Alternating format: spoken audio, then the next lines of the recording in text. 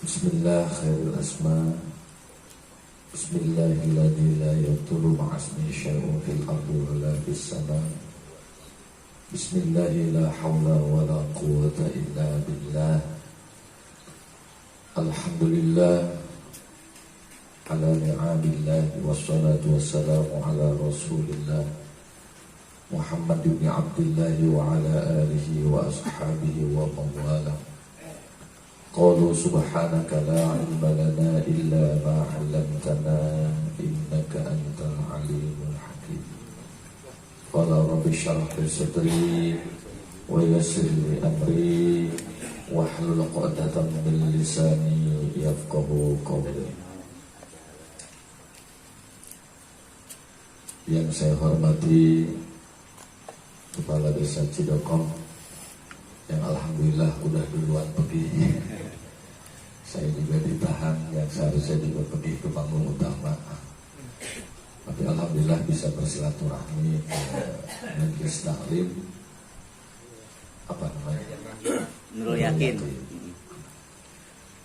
Yang saya hormati juga Sohibul Bayi, saudara saya Bapak Endi yang alhamdulillah ketemu lagi, yang mungkin hampir berapa tahun nggak ketemu ya, 2018 lain 2018 sekarang 2023 ya, 5 tahun yang lalu. Entah dah ceritanya. Juga yang saya hormati, tadi saya lihat ada Pak Ustadz Mamat ya, Pak Amir Mamat kalau di sini ya. Kebetulan beliau juga sahabat saya di kantor. Juga mungkin bapak-bapak yang hadir di taklim malam ini yang nggak bisa saya sebutin karena saya nggak megang absennya. Jadi kayaknya saya sebutin atu-atunya. Namun tidak mengurangi rasa hormat saya buat bapak-bapak yang hadir pada malam hari ini. Alhamdulillah tidak pernah henti-hentinya kita mengucapkan syukur kepada Allah Subhanahu wa taala atas berbagai nikmat yang Allah berikan kepada kita. Begitu banyak nikmat yang Allah berikan kepada kita yang kadang kita bukan banyak syukurnya tapi malah banyak kufurnya. Tentunya harapan kita nikmat yang Allah berikan itu tidak terputus, tidak terhenti sampai memang ajal menjemput kita. Karena kenikmatan yang Allah berikan kepada kita itu terhenti, maka kita termasuk dalam golongan orang-orang yang rugi. Kalau kita disuruh ngitung nikmat yang Allah berikan, gak bakalan mampu ya bayar. Bicara nikmat bukan diukur daripada rezeki atau bukan diukur dari materi doang. Karena orang yang banyak materi belum juga merasakan nikmat, belum tentu merasakan nikmat. Orang yang kekurangan materi pun bukan berarti dia tidak mensyukuri nikmat. Bahkan di kampung saya, kebetulan saya juga orang Cibinong, tapi bukan Cibinong Gunung Sindur. Bahasanya hampir sama pisan sama orang Gunung Sindur, sama orang Cidokong. Man di sana mah kagak pakai orak, kalau di sini pakai orak. Iya, kalau di kampung saya orang kagak punya itu saya perhatiin merasa lebih senang. Gua mah mendingan begini enak bisa tidur pules. Coba kalau gua punya mobil, punya motor, kayaknya gua orang bisa tidur. Mikirin itu mobil takut diambil orang. Iya. Motor takut digondol orang, duit banyak takut dirampok, apalagi sekarang musim rampok Pak di saya, di kampung saya. Akhirnya saking takutnya mungkin punya duit dikit baik, itu tidur di bawah-bawah, di bawah bantal ya. Artinya kenikmatan itu tidak melihat daripada orang yang banyak harta atau tidak punya harta. Kita mau bersyukur Pak bisa melangkah ke sini aja dikasih Allah punya kaki, benar Pak? Betul. Kita bersyukur Pak Kiai tadi menyampaikan ilmu dikasih nikmat oleh Allah berupa ngedengerin, berupa telinga, kuping, berarti bisa ngedengerin ilmu yang disampaikan oleh guru kita, Pak Kiai Mukri. Benar, Pak? Alhamdulillah. Bahkan kita punya mata, Bapak bisa melihat saya, ya, nama saya terpampang di situ. Orangnya kayak gimana sih, kan begitu. Biasanya antara foto sama asli mah suka beda. Alhamdulillah bisa melihat saya, benar, Pak? Kalau Bapak lihat di panggung utama, ya, kemarin tempat lokasinya kalau nggak salah di dekat Pondok Pesantren Nurul Furqan 2, itu ada peserta MTQ yang cacat netra. Saya kalau ngehadirin peserta MTQ yang cacat suka nangis, Pak. Kenapa nangis? Dia kagak bisa ngelihat dari kecil, tapi baca Qurannya bagus dong. Pakai lagu. Kita yang melotot dari kecil, yang lahir melek sampai sekarang melotot, udah bisa apa orang, Pak? Baca Qurannya? Hah? Gak ada yang jawab. Berarti malu. Mau bilang bisa takut dites. Mau bilang orang emang bubul orang. Iya. Saya sedih. Kenapa? Kita bisa melihat, tapi sampai saat ini saya terus terang hafal Quran aja kita belepotan. Iya. Jangankan ngapal, baca aja kita belepotan. Sedangkan dia yang tidak melihat bisa mampu membaca Al-Quran dengan bagus. Ilmu tajwidnya bagus, udah gitu enak didengerinnya. Di kita kadang baca Yasin aja bertorong-torong, benar nggak? Sih bertorong-torong orang. Hah? Coba. Maksudnya kalau baca hadiah, baca Yasinnya bertorong-torong orang. Ayo. Di saya 5 tahun yang lalu ngajinya bertorong-torong. Maksudnya ketika pengajian gini kan suka ada baca hadiah, Pak. Iya. Baca Al-Fatihahnya juga bertorong-torong. Ya. Si Ustaz atau Kiai mimpin hadiah. La hadaratun Nabi sallallahu alaihi wasallam Fatihah. Lalu Kiai pakai mic. A'udzubillahi minasyaitonir rajim. Bismillahirrahmanirrahim. Gitu. Di saya udah enggak ada lagi yang begitu. Kenapa? Saya coba rubah karena saya ingin mengajarkan supaya melek. Walaupun orang bisa baca Quran, tapi minimal mah kalau ngedengerin, lama-lama ngedengerin insya Allah bisa. Yang pertama dirubah begitu emang lumayan pegel, Pak. Lama. Iya. Saya mimpin, sengaja saya yang mimpin karena saya ingin merubah begitu. Jadi bukannya Al-Fatihah gitu ya. Saya rubah Al-Fatihah. Kagak ada. Ya harokat kasroh di bawah dibacanya dibacanya I. Al-Fatihah kagak. Ya, saya nggak nyalahin orang ustadz yang pernah ngajarin begitu. Tapi kita cara merubahnya kita sendiri yang mencontohkan. Al-Fatihah. Biasanya orang enggak, saya mah A'udzubillahi minasyaitonirrajim. Bismillahirrahmanirrahim. Alhamdulillahi rabbil alamin. Ar-Rahmanirrahim. Yang resep-resep yang kagak mengedumel belakang telah mubada'ah. Ya. Yang begitu sebenarnya ngomong bukan orangnya, tapi ada setan yang ngebisikin. Benar. Lah emang Bapak ngaji kesini tujuannya baik, setan kagak berotot banyak. Banyak kagak, Bang? Banyak. Kita lagi enak-enak dengerin guru nyampein ilmu, tahu-tahu kaki kita dibetot-betot. Yang tadinya sila baik, sekarang duduk berdeku. Ada. Bagian baik. Iya. Lagi enak-enak, tahu-tahu pantat kita tusuk-tusukin, kan susah banget, Pak. Duduk, akhirnya duduknya kagak betah. Enak-enak, diaurin dedek. Oh, dedek? Iya, diaurin dedek mata kita. Akhirnya apa? Ngeriang mata. Akhirnya kata Ustaz, ambil yang baik, buang yang buruk. Dia dengar tuh, melek. Pas pulang kata Ustaz, yang baik, buang yang buruk. Dia pakai sendal butut, pulang bawa sendal bagus. Karena tadi, ya, gitu. pentingnya kita ngaji, karena kita itu cuma buat bekal kita. Ini saya perhatiin tadi orang ada anak muda bisa atau kayak emang pengajian bapak-bapak disebutnya, benar? Pengajian bapak-bapak. Kenapa yang ngajinya bapak-bapak? Anak muda ada? Hah? Ya itu mau udah tinggal tungguin. Anak muda ya? Iya. Bang Edi udah bukan anak muda lagi. Ada yang sadar juga udah bukan anak muda lagi ya, walaupun generasi penerus.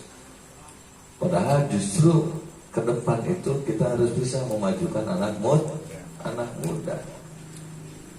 Emang namanya ngaji mah antara doyan apa orang. Kalau kagak kepaksa mah biasanya ngaji mah dibumbuinya arisan baru datang. Iya. Orang datang bisa.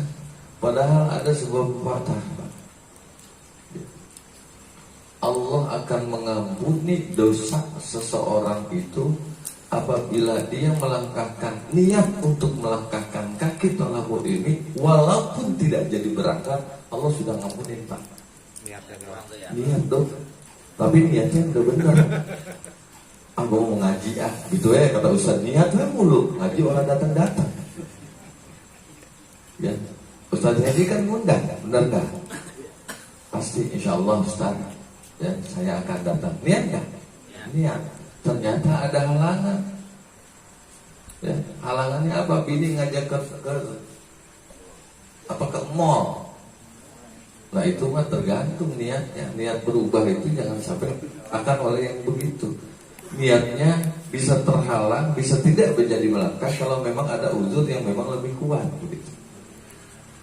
Ya, tahu-tahu hujan misalnya kan gitu uzur mah. Betul gak? Siapa yang bisa ngalangin hujan? Payung. Cuma payung doang. Gitu Pak. Walaupun kita cuma niat doang, terusnya kita kerja di ngaji, maka Allah udah ngampunin dosa kita. Ya, saya mondok dari usia saya SMP sampai SMA. Umur berapa tuh? Karena belajar ilmu agama nggak bakalan hilang. Ya. Bahasa-bahasa kalimat kalau ibu-ibu di kampung saya ngaji itu saya masih ingat. Ya. Ibu-ibu sekalian, hari ini pengajian.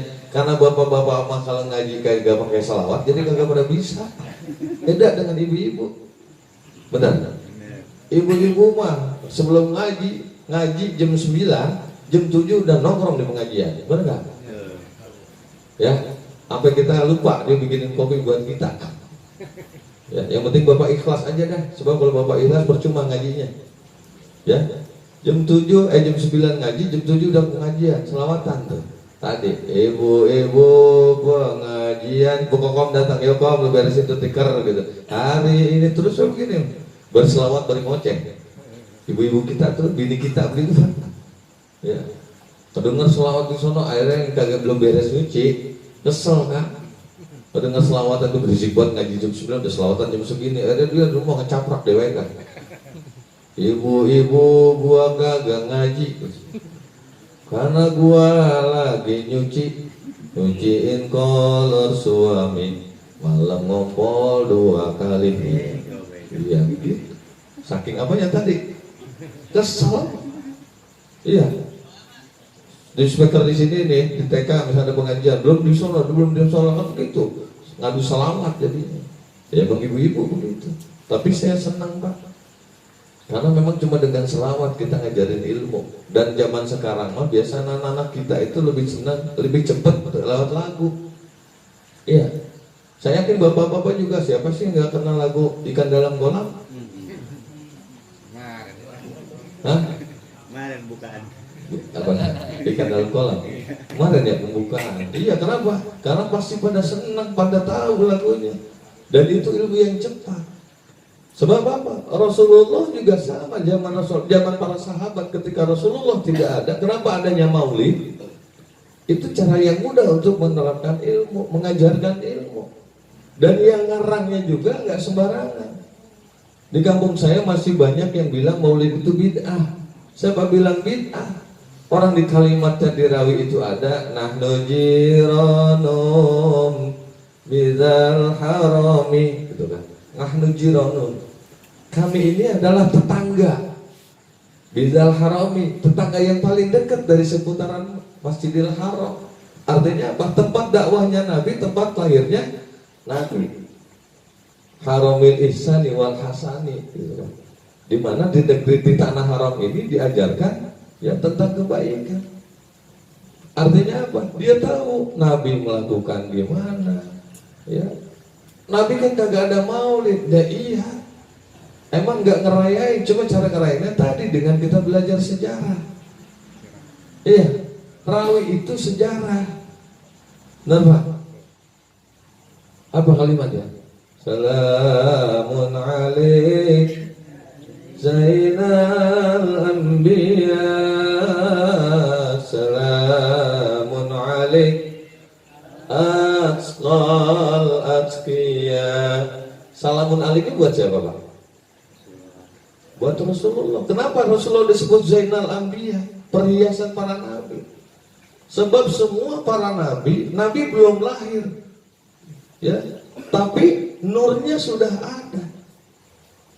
Kisah Nabi Ibrahim ketika Nabiullah Ibrahim dibakar oleh Raja Namrud, Nur Muhammad ada.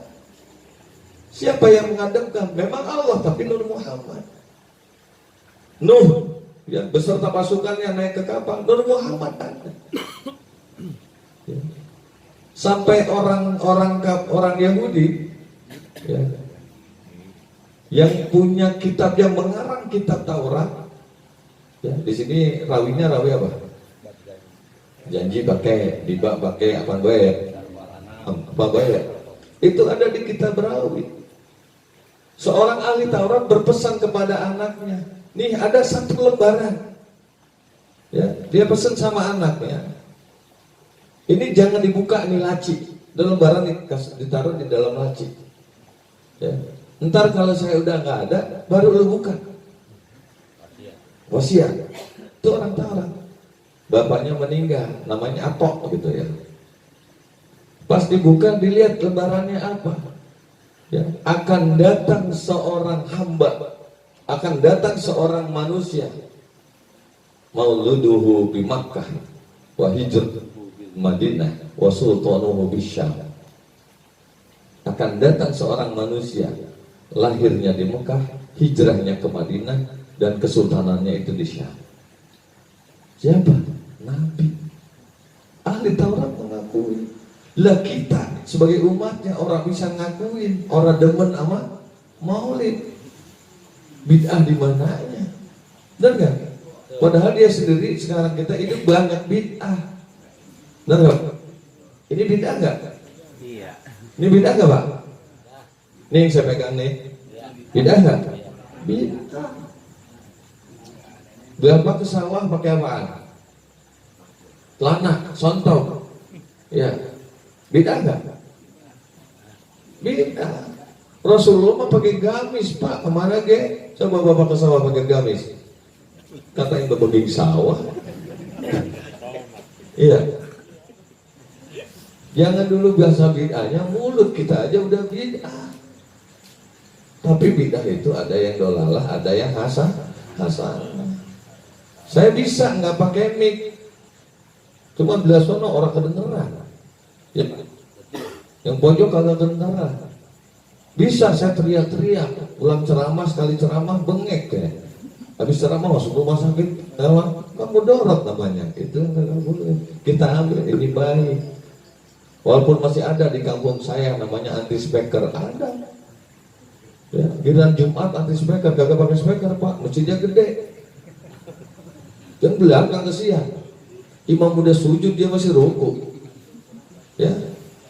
Dan ini ketika kita sholat meninggalkan 2 rukun batal. Bukan berarti darurat, apa jadi madorot Pak? Benar gak? Sebab bilang bid'ah juga yang seperti itu, dia melaksanakan karena alasannya beda, malah jadi madorot, malah jadi menyesatkan, ya. Namanya kagak pakai speaker Pak. Ini misalnya jadi masjid itu dia khotbah di situ, saya yakin di jalan sana nggak kedengeran.